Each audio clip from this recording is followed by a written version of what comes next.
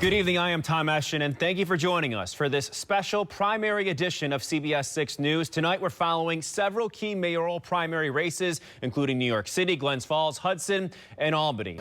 Well, Olivia, there's certainly a buzz in the air, but also a bit of the unknown. We know that House reps and senators have engaging reaction to President Joe Biden's interview on ABC over the course of this weekend. The reports are 40,000 in Gaza have been killed, and most of those have been civilians since then. So their propaganda. Do you think it's working, what they're trying right now, to get those hostages back? Is it working? I just want to hear it from you now. Is bail reform working? You know, this goes along and we can get it passed. What's changed with the border bill from a few months ago to now? What's changed with the border bill from a few months? Well, what's changed is... And this is the end of our newscast, but before we go, we do have some breaking news coming in. The AP is reporting that Donald Trump was whisked off stage at a rally in Butler, Pennsylvania today after calling loud noises rang through the crowd. You can see in the video during his rally, Trump surrounded by some staffers hitting the floor as a lot of people were screaming and scattering. That McCoy made it clear to us a few weeks ago that the transformation of the College of St. Rose was a county project. Here is what that Pine Hills neighborhood looks like right now in terms of the context of what we're talking about. Because right now it feels like half of the country doesn't necessarily believe some of the things that you're saying. Well, that's part of why I'm going out. Trump in 2019, he lost under his administration almost 43,000 manufacturing jobs towards the end of his tenure. What makes you believe that that sign represents manufacturing? It's really funny when people bring that up because everyone knows there was a thing called the pandemic. This was the year before the pandemic. Yeah, there was a thing called the pandemic. This was the year before, though. Okay. Pandemic hadn't hit yet. You know, there was a lot of... When we spoke the other day, Dorsey, I asked you who inspires you. You mentioned the children and the kids and the future of Albany, but also your mother. How much did you carry her with you throughout this campaign, and how does that impact you tonight? Some of Donald Trump's economic policies back to his administration, the tariffs, they had a negative impact on agriculture. And are you concerned at all about him doubling down on that and moving forward here in the next 4 years? Absolutely. President Trump even if some had to get bailed out the last time out by the government? President Trump supported our farmers. And are you concerned at all about crime when it comes to the immigration issue? Yes. And I've made some calls, shot some texts out after your announcement yesterday, and they did talk about your public schedule specifically and saying, I haven't seen as much from him. And I don't remember seeing anything about your meeting in Coxsackie. Is there a reason for that? That just came together.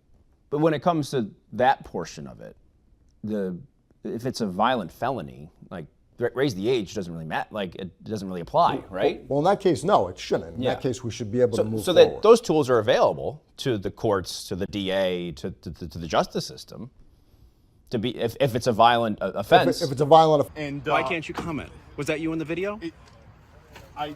I don't appreciate kind of the hit journalism. Well, Greg, she is backing Joe Biden right now, and that aligns with the conversation I had with her a few months ago, back in January. Of course, that's months before that presidential debate a couple weeks ago now. She says it is still Joe Biden's time, and that in 4 years from now, that is when younger candidates can take over. One person I talked to said people will hear the message they want to hear. I'll also say that much of the flash polling did show that people thought that Kamala Harris did better than Donald Trump last night, but Republicans pushing back a bit on that over the course of last night and into today. Happening right now, Congress is set to convene in just about a half an hour, 6:30 p.m. Eastern time. On top of that, President Biden hosting the NATO summit tomorrow. As you mentioned, we spoke with Robert Ricks, the father of Robert Brooks, today at the Capitol. He said he's spoken with the Attorney General along with his own attorneys as well, and he says he does understand that there's a process and he doesn't want the case to be thrown out, so he wants things done right, and obviously that's causing a bit of a delay here at this point. As for his role in the Capitol today, he says it was his destiny to be here. There were a lot of responses to what they had to say that day. A few days later, a statement that followed from the mayor's office of Albany asked one of the questions: how do we bridge the gap when organizations are unwilling to participate in the problem-solving process? And with that, we introduce our group of community leaders who have taken the time for this discussion today. As we know, statistics show crime is down in the city of Albany year to year, but the question still is crime a problem in Albany? And where does perception play in all of that? We begin that questioning with Mr. Cerruti. You have 90 seconds. Now, a story you're only seeing here on CBS 6 tonight. Last week, New York State's Attorney General's office released This body camera footage of a wellness check turned into a tragedy in Saratoga County back in September. James D'Elia was killed after an interaction with police on September 11th, and tonight his family is telling their side, his side of the story, which they're hoping brings justice for James, their family, and their tight-knit community. And we should warn you, the body camera footage we're about to show may be disturbing. How do you replace the man that you called in your happiest moments, and your saddest moments, and your proudest moments? 2 months after he was killed, James D'Elia's family sharing their grief, a loss of someone they say made everyone feel special. You can't walk in there without somebody grabbing you to hug you or tell you how sorry they are because they miss my dad. James D'Elia is known as Jimbo in Hillsdale. He's the person who would buy the coffee for the next person in line, who would be the only one police would let tune up their vehicle, who shared his joy of racing with his children and grandchildren. I have a 2-year-old that picked up her fake phone this morning, and I asked her, I said, "Who are you on the phone with?" "My papa." In recent years, though, his compassion on the outside coming in the midst of an internal struggle. He had lost 5 of his close family members. He had lost his family members. He suffered, just everyday depression. His mental health battle coming to a head on September 11th, his family saying he was having thoughts of harming himself, and despite their best efforts, could not find him that day. Our last resort was to call 911 and see if they could help do a wellness check for him. From there, everything kind of went south. James's wife, Melissa, says she was on the phone with 911 for more than an hour, walking them through the text he had sent, telling them he had a rifle in his car, but also that he would never put anyone else in danger. Can you turn off the car for me, please? I need you to step out of the vehicle. Yes, turn off the car. Body camera footage shows his first interaction with police at Malta Speedway, where James drives away, eventually stopping in the parking lot of Bethel, Saratoga. All yelling and screaming at him to get out of the car. But nobody took a minute to talk to him. Not 1 minute. After being surrounded by 3 armed officers, 2 in uniform, 1 off duty, James breaks the passenger side glass with the butt of his rifle. They treated him like he was a criminal and didn't treat it like it was a wellness check. They came in and gave him less than 3 minutes of anything. How did you feel when you saw the video? Devastated. Absolutely devastated. There was no need to rush. The protocol was not followed whatsoever. He was an off-duty officer that chose to put himself in that position. And put his other coworkers in harm by shooting in their direction as well. Like, he didn't just put his life in danger, Jimbo's life in danger. He put other coworkers in danger as well. And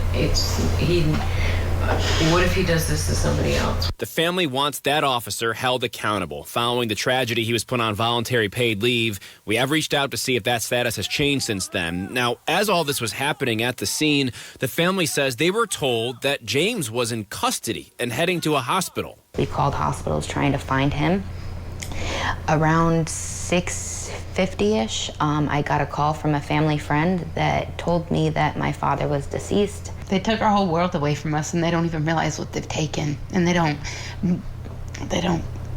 care enough. My dad taught us a lot of things, but he did not teach us how to live without him. So that's something that we are all struggling with. The family says that lack of information and answers regarding the investigation have added to their pain. The Attorney General is still investigating what happened. The family did take exception to their characterization of James holding a gun upon the officer's arrival, saying he was on the phone with his boss as police closed in. I will also note here, if you or someone you know is struggling with their mental health, call that free hotline, 811. More info is on our website, cbs6albany.com. Yeah, sure is. We'll start by saying this is out of Steve McLaughlin's personal account. There's also an official Rensselaer County account, but some people I've spoken with say that doesn't really matter. They're now concerned the emphasis and the nature of what's being posted is time taken away from addressing the needs of the county. Because she was moving out of the county, former Rensselaer County legislator Cindy Doran, a Democrat, resigned last month. I feel like I I truly represented the people of the city of Troy and the county as a whole. But following her resignation, County Executive Steve McLaughlin sent out post after post, calling Doran names, including a photo showing her name lit on fire in a bathroom. And I identified that he was in the county building starting a fire, starting a fire in a bathroom. And as you know, I'm a retired teacher. If anyone did that in a high school public setting, they'd be arrested. The bathroom is entirely tile. I mean, a fire, a little piece of paper over a toilet. It's still a fire, though. Oh, come on. It's ridiculous. It's so stupid. I'm not even going to address it. He says Doran protested his pay raise, didn't participate in enough veteran ceremonies, and parked in his spot, calling her a bully. Some, like state lawmaker Pat Fahey, say he should apologize. Where's Cindy Doran's apology to me and to my family for the bullying that she took part in on me? And let me give you a great example. I went through a sham, disgusting trial of a made-up charge. Cindy Doran saw fit to trot herself down to that courtroom and sit in the front row every day, hoping I'd go down. Doran says she went to the first day of the AG's campaign finance trial, but didn't go to the second. She adds that as a teacher, veteran ceremonies often conflicted with her schedule. Frankly, I live with a veteran who's had a lot of health issues, so I'm doing my part. I'm certainly supporting veterans in every way I can. Minority members of the Rensselaer County Legislature have also called upon their colleagues to denounce McLaughlin's actions. Minority Leader Peter Grimm telling CBS 6 it's creating a hostile, intimidating work environment in the county. And as this swells, the County Ethics Board, formed last year, hasn't met in a year. Marie Curley says she's tried going to meetings, but has shown up twice to find them canceled. He just lit a fire in a public bathroom because he didn't like someone. And while this is going on, our ethics board is languishing. The ethics board, they haven't met in more than a year.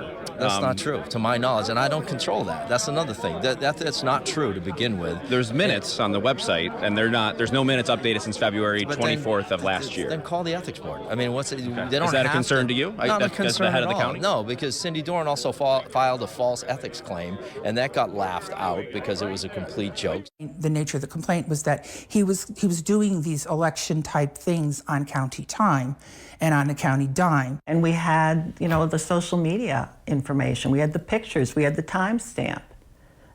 And I didn't hear back from the County Ethics Board, and I didn't hear back from the State Ethics Board. Why are you speaking up today? I'm speaking up today on behalf of any other woman or man who has been treated this way by any other employer or leader in our community. And I hope that people are paying attention. The Ethics Board has not yet responded to our inquiries at this time. Back to you. Tom, a lot of McLaughlin's tweets are also aimed at Attorney General Letitia James and Governor Kathy Hochul. I wonder if you've heard anything from them about this. That's true, Liz. That's most of the feed, actually. Here's one of those tweets behind me with a poll, as you see here. We asked the governor earlier this week about this. She said to us she doesn't follow McLaughlin, hasn't seen his posts, and then said that she doesn't care. You can see that reaction, the video of that, when the story airs on CBS6Albany.com.